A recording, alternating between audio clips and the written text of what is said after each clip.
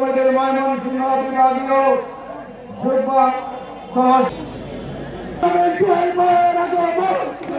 পৌর বিএনপির সদস্য সচিব অ্যাডভোকেট মোহাম্মদ আনিস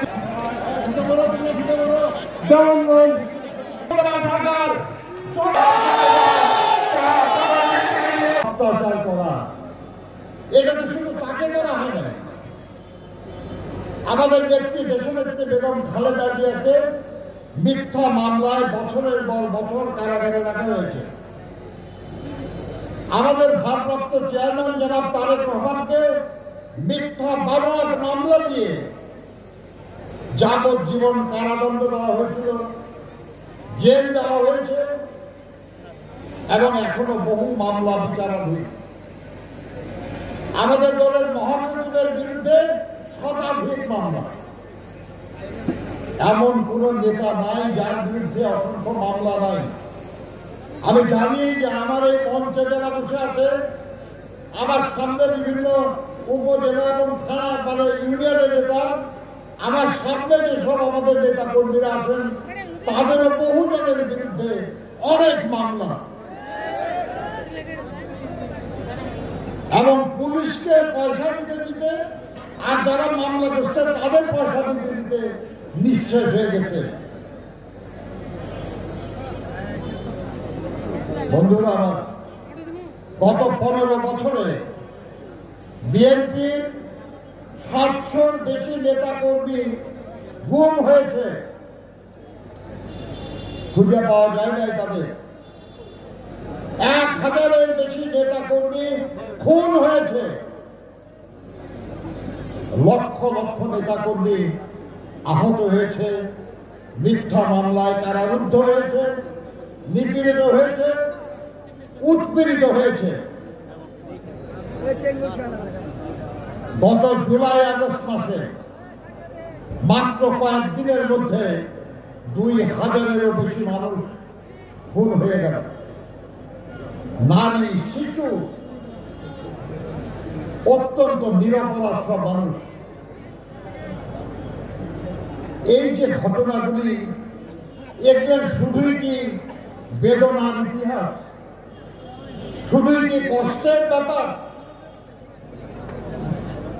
কারো কারো কাছে তাই মনে হতে পারে, কিন্তু দেশনেত্রী বেগম খালেদা জিয়ার কাছে,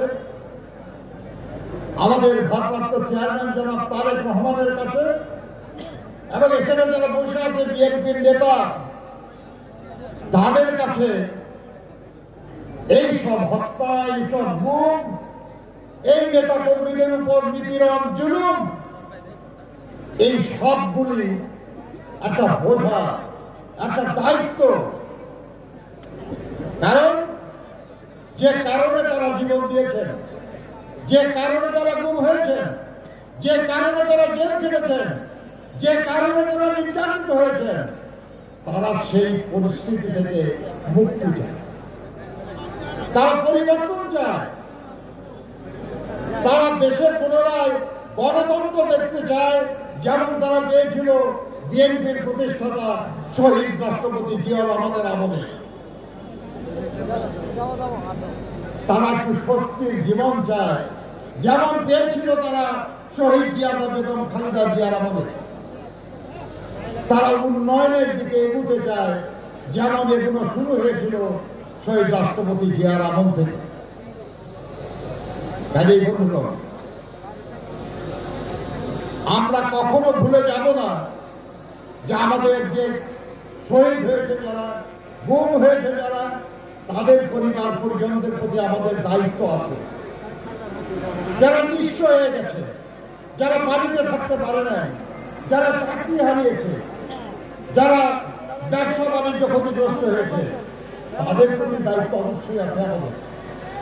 কিন্তু পাশাপাশি যে কারণে এই কষ্ট তারা করেছে, সেই কারণও আমাদের দূর করতে হবে। আমরা 1 দফার আন্দোলন করছিলাম, আমরা বলেছি স্বৈরাচার নিপাত যাক, গণতন্ত্র মুক্তি পাক। জুলাই আগস্টের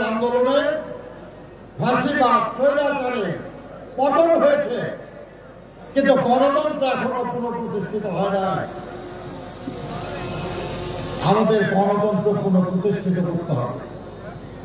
আর গণতন্ত্র কখনই পুনঃপ্রতিষ্ঠিত হবে যখন এদেশের সাধারণ মানুষ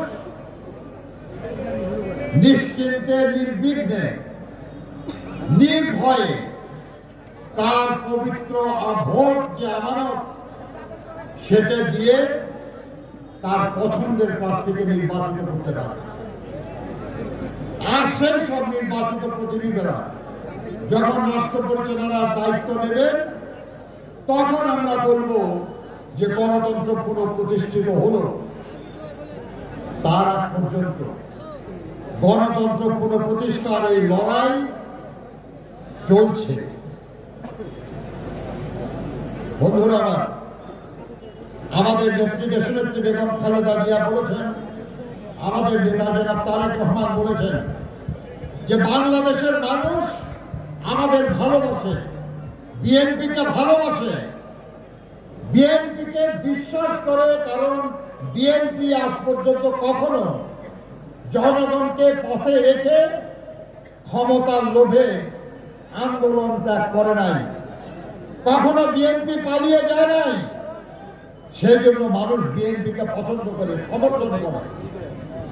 এই সমর্থন ধরে রাখতে হবে, জনগণের এই আকাঙ্ক্ষাটাকে লালন করতে হবে, জনগণের এই আকাঙ্ক্ষাটাকে পূরণ করার প্রস্তুতি নিতে হবে। সেই জন্যই বলা হয় জনগণকে ভালোবাসতে হবে, তাদের প্রতি বিএনপির গ্রহণযোগ্যতা আরো বাড়াতে হবে, যাতে করে তারা বিএনপিকে যে বিশ্বাস করে, ভালোবাসে, এটা তারা আরো দৃঢ় হয় এবং সেই দৃঢ় সমর্থন নিয়ে যেন আগামী দিনে আমরা এদেশের মানুষের কল্যাণ করার জন্য দায়িত্ব নিতে পারি। ক্ষমতা না, দায়িত্ব নেওয়া। এবং দায়িত্ব আমরা নিতে চাই এই কারণে যে আমার যে ভাইটা খুন হয়েছে তার পরিবারকে আমি সহযোগিতা করতে চাই।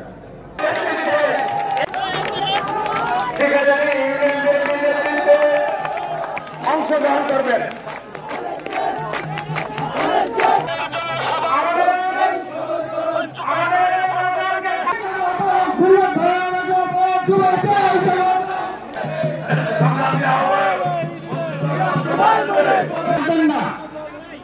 সম্মানিত নেতৃবৃন্দ, পর্যন্ত যে উন্নয়নের এবং 2 উপজেলা থেকে আগত সমস্ত মিল্লাত, সম্মানিত প্রধান অতিথি,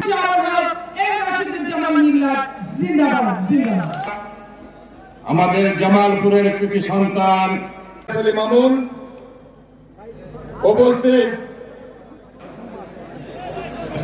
আল্লাহ যারে দেয় ছাপ্পর মাইনে দেয়। আন্দোলনের পুরোধা আন্তর্জাতিক ক্ষেত্রে বর্তমান বিএনপি সাংগঠনিক সম্পাদক এবং জামালপুর জেলা বিএনপির যাদের সাথে ছাত্র রাজনীতি এবং বিএনপির রাজনীতি